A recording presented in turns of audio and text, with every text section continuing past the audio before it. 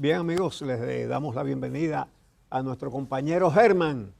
Al pie del cañón, don Uchi Lora, al pie del cañón. Así que entonces dispare. ¡Boom! Muy buenos días. Buenos días, querida Indira Azuero, querida Indira Navarro. Buenos días, pueblo dominicano. Muchísimas gracias por estar con nosotros a través de Telesistema, Canal 11. Bueno, yo quiero hacer un paréntesis antes de que sigamos con los demás temas, y porque creo que es una de las pocas veces, pero yo creo que uno tiene que ser honesto con lo que piensa. Yo creo eso.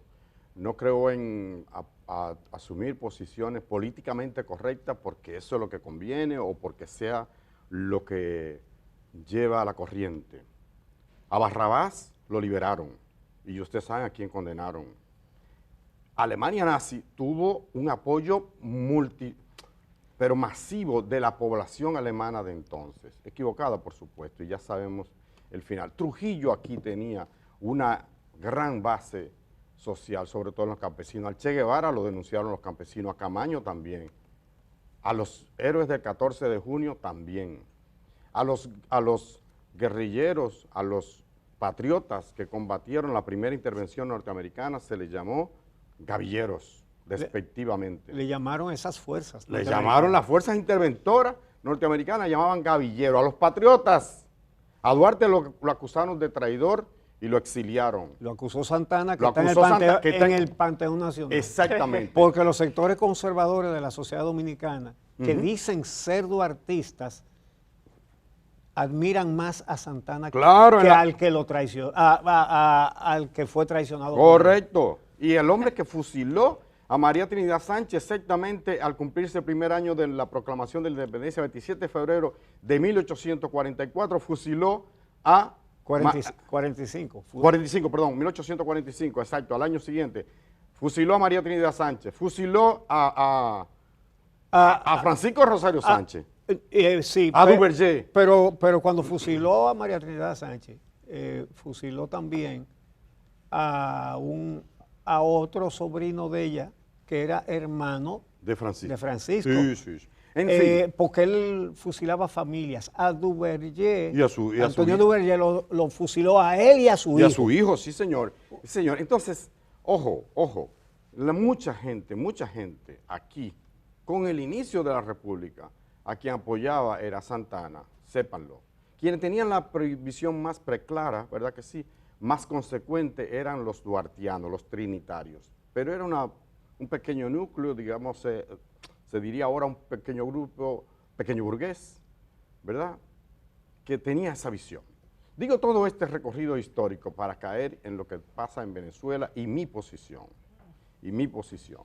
Yo creo que Venezuela está siendo víctima por el petróleo que tiene, por las riquezas que tiene, de la atención y del foco y del fuego de toda una visión internacional. No digo que todo el mundo tenga los mismos intereses, ni que sea por maldad, ni porque quieran, no. Lo digo es porque hay esa visión en el mundo.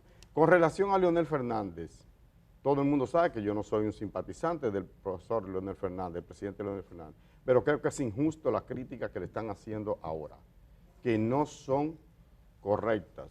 ¿Por qué? Porque él fue de observador ahí, de observador como fueron otros, como fue el Centro Carter, que luego tiene una posición diferente, es cierto, pero él lo fue, como lo había sido, dijo él ayer, lo explicaba, y yo recuerdo esa ocasión, observador anteriormente, cuando ganó la oposición en el 15 o el 16 por allá, que la oposición obtuvo una mayoría arrolladora, o por lo menos una mayoría en el Congreso venezolano. Fue una de las pocas derrotas que ha tenido el chavismo desde que Chávez inició todo ese proceso.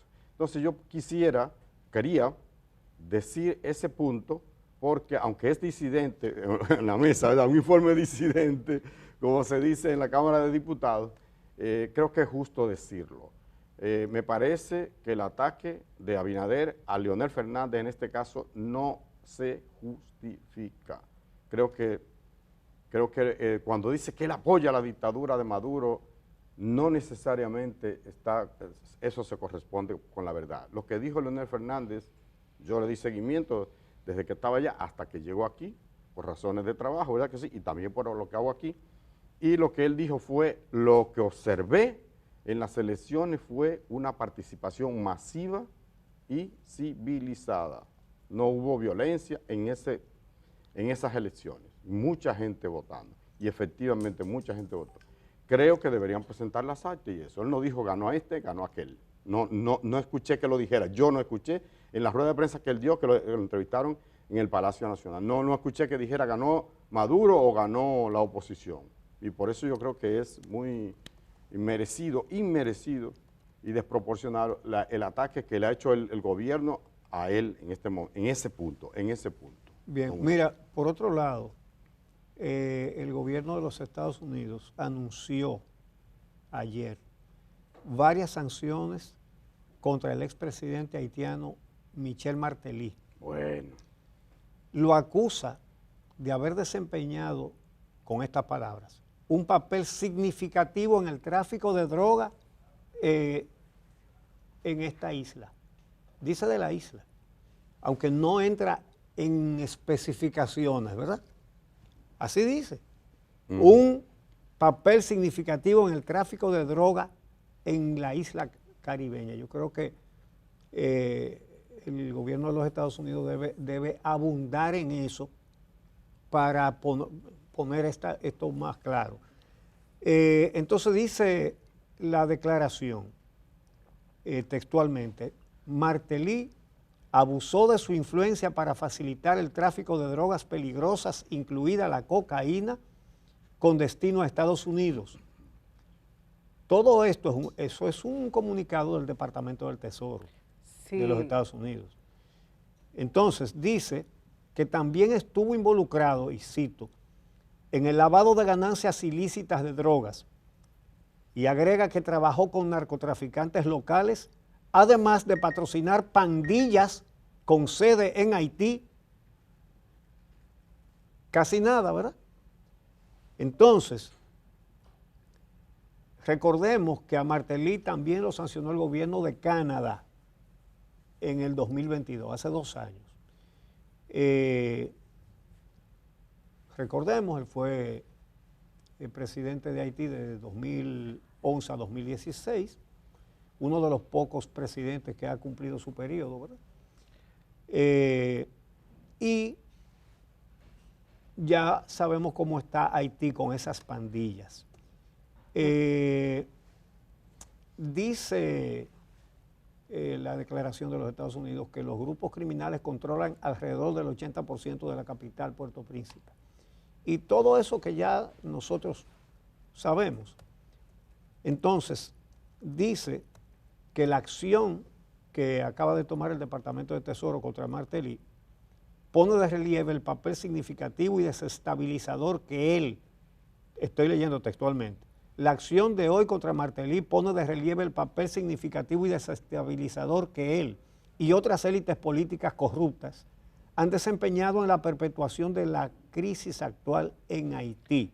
Eso lo dijo Bradley Smith, subsecretario interino para terrorismo e inteligencia financiera. Y eso está citado en el mismo comunicado. Entonces, finalmente señala, Estados Unidos, junto con nuestros socios internacionales, se ha comprometido a desarticular a quienes facilitan el tráfico de drogas, la corrupción y otras actividades ilícitas que alimentan la terrible violencia de las bandas y la inestabilidad política. Entonces hay que señalar que esto es como parte o quizá complemento o tiene que ver con la sanción a un dominicano, a Félix Bautista, porque la sanción a Félix Bautista viene por actos de corrupción que Estados Unidos le atribuye en Haití con obras que se hicieron después del terremoto y donde se usaron fondos donados por los Estados Unidos. Entonces, le aplicaron la ley Magnitsky. Aquí no mencionan la palabra Magnitsky con Martelly, pero es eso mismo. Félix Bautista, que sigue siendo senador, recién reelecto con muchos votos, como de costumbre,